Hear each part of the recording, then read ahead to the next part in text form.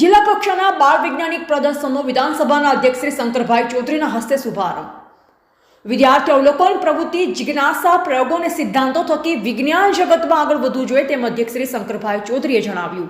ખાસ કરીને વિદ્યાર્થીઓની અંદર વિજ્ઞાનનો અભિગમ કેળવાય એ માટે રાજ્ય સરકાર અને કેન્દ્ર સરકાર બંને પ્રતિબદ્ધ છે અને એના ભાગરૂપે આજે દિયોદરની અંદર વીકે વાઘેલા હાઈસ્કૂલની અંદર જિલ્લા કક્ષાનું વિજ્ઞાન મેળો એ આજે રાખવામાં આવ્યું અને આજે બાળ વૈજ્ઞાનિકોને શુભેચ્છા આપવા માટેનો પણ અવસર મળ્યો.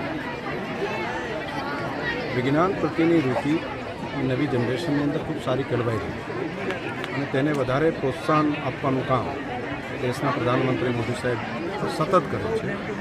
આવનારો સમય અનેક નવા પેટન્ટો નોંધાવી દેશ આગળ વધે એ માટે સ્ટાર્ટઅપની યોજના પણ જે મૂકી છે. તો નાનપણથી શાળા કક્ષાએથી જો વૈજ્ઞાનિક અભિગમ અપનાવે તો આવનારા સમયની અંદર એ સારો બિઝનેસમેન બને, સારો વૈજ્ઞાનિક બને. જે કામ હશે તેની અંદર એની જીવનની અંદર વૈજ્ઞાનિક અભિગમ ચોક્કસ આવશે. નવી પેઢી પાસે અવલોકન અને ગ્રહણ કરવાની શક્તિ વધુ છે. દિયોદરના વખા ખાતે 55માં બાળ વૈજ્ઞાનિક પ્રદર્શનનું આયોજન કરાયું. વિદ્યાર્થીઓએ વૈજ્ઞાનિક પ્રોજેક્ટ્સ, મોડેલ્સ અને પ્રયોગો પ્રદર્શિત કર્યા. બનાસકાંઠા જિલ્લાના દિયોદરના વખા સ્થિત જીવી વાઘેલા કોલેજ કેમ્પસ ખાતે જિલ્લા કક્ષાના 55માં બાળ વૈજ્ઞાનિક પ્રદર્શનનો શુભારંભ વિધાનસભાના અધ્યક્ષ શ્રી શંકરભાઈ ચૌધરીના હસ્તે કરાયો.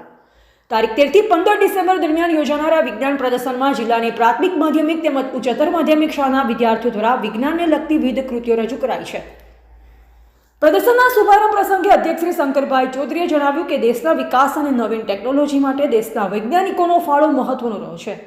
કોઈપણ નવી શોધ માટે વર્ષોની મહેનત લાગે છે અને આપણા વૈજ્ઞાનિકોએ વિવિધ શોધો થકી વિશ્વભરમાં ભારતનું નામ રોશન કર્યું છે.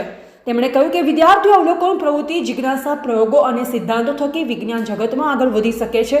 જેમ કે હવામાંથી પાણી કેવી રીતે બનાવવું, વીજળીને સંગ્રહ કેવી રીતે કરી શકાય, વિવિધ પાકો અને શાકભાજી તેની ઋતુ સિવાય પણ કેવી રીતે યોગ્ય તાપમાને મેળવી શકાય, દૂધમાંથી વિવિધ પ્રોડક્ટ કેવી રીતે બનાવવી, આ બધું જ વિજ્ઞાનના કારણે આજે શક્ય બન્યું છે. અધ્યક્ષશ્રીએ જણાવ્યું કે આગામી 10 વર્ષમાં સમુદ્રના સીફૂડ સિવાય વનસ્પતિ થકી સુપરફૂડ બનશે, જે સંપૂર્ણ શાકાહારી હશે અને અઢળક ન્યુટ્રિશન ધરાવતું હશે.